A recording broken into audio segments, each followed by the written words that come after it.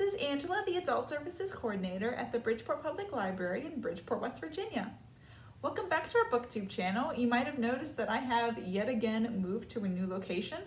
So I am actually back in where my old office used to be. It has now been converted to a makerspace area where we'll be teaching classes about all sorts of things, including, and I'll show you, we have a 3D printer. So our 3D printer is not running today, but in the future we will be offering classes and demos to show off like how the 3D printer works and then also teach you how to do it yourself. But today I wanted to go ahead and just jump into my February TBR list. So let's get started. The first book I'll be reading is A Judgement in Stone by Ruth Rendell. And this is the pick for this month's Read and Read Mystery Book Club. And this is a really great seasonal pick for February because the whole premise of this book is a Valentine's Day massacre. So I'm really looking forward to celebrating the holiday with a little bit of murder. The second book I'll be reading is Sword at Sunset by Rosemary, Sutcliffe. And this is a book that I picked for the Reading Beyond the Shire Fantasy Book Club. So the reason this one was picked is everybody at the book club was talking about The Once and Future King, which is a fantastic fantasy book. I wanted to pick something that was Arthurian, but not that book.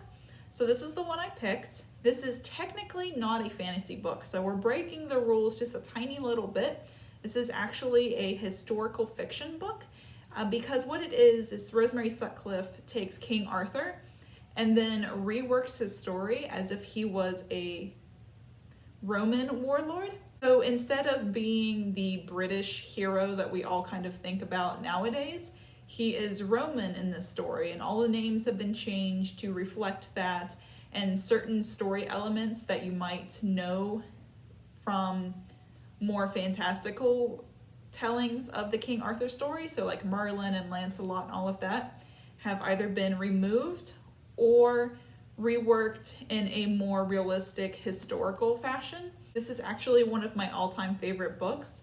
I read it in college and it really stuck with me, so I'm very excited to be bringing this to the book club because nobody has read it yet, so I'm very excited to see what they have to say about it. So the next book I'll be reading is The Astonishing Color of After, and I picked this book specifically for the Crossing Seas book club that our children's librarian runs.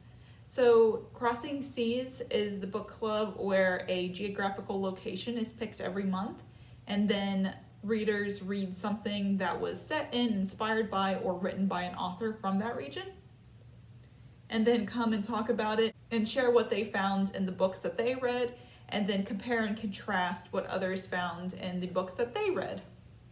So it's more of like an open format book club, and so I wanted to participate, so I picked out a YA book. This one is set in Taiwan, and I don't know too much about it, but from what I can gather, the main character's mother commits suicide, and she goes to Taiwan and is convinced that her mother has taken the form of a bird. So that is something that I'm very interested in. I really like magical realism, and I'm not sure if this book really delves into that because I haven't started it yet.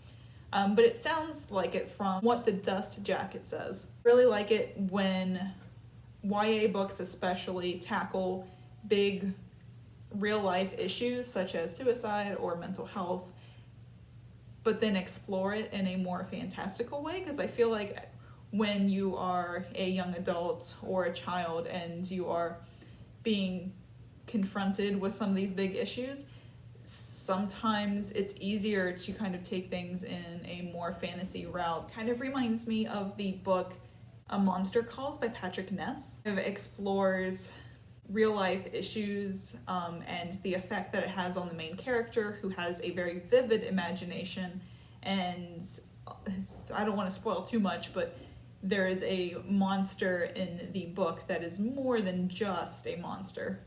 So I'm curious to see if this book does anything similar to that book. Okay, and it wouldn't be a TBR list with me if at least one graphic novel was not included.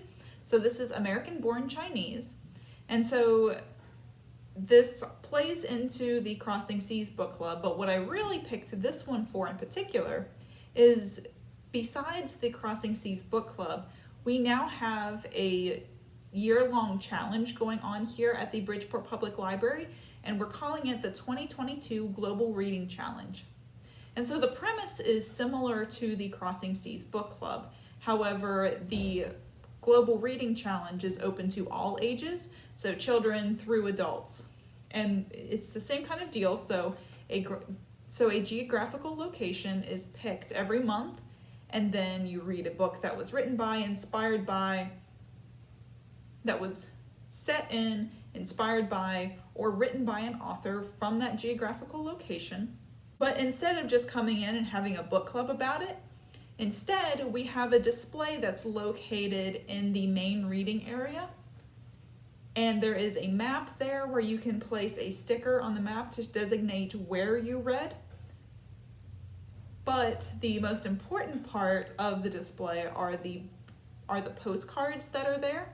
So these postcards will ask for very basic information. So your name, what book you read, what your library card number is, just general stuff.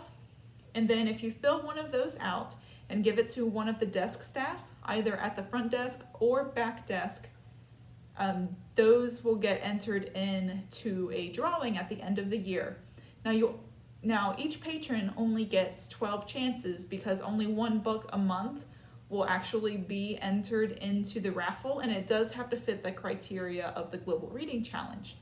But at the end of the year, when we have our raffle, one winner will be chosen, and what they will receive is, for every month in 2023, so 12 months in total, the winner picks one book, and then the Bridgeport Public Library purchases that patron a personal copy of whatever book they choose. So that's 12 free books, courtesy of the Bridgeport Public Library, throughout 2023. The reading challenge is only open to the Bridgeport Public Library patrons, but I thought I would mention it here. As staff, I will not be participating in the raffle, but I am trying to participate in the challenge itself and mark places on the map as I finish them.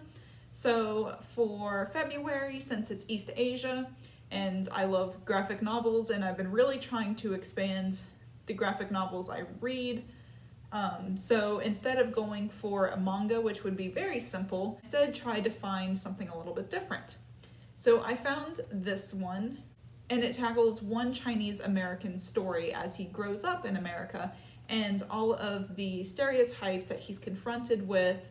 Like even here on the back, you can see there's a prime example of some of the stereotypes that were common in America not too long ago, and just how seeing images like this affects like your own self-image as someone who is growing up in a culture but maybe feels othered by it. So this book has been on my radar for a very long time. I just haven't had a chance to read it. This is as good of a chance as any to go ahead and do so. And that's it for my February TBR list. Let me know down in the comments what you're reading this month, and I'll see you later. Bye!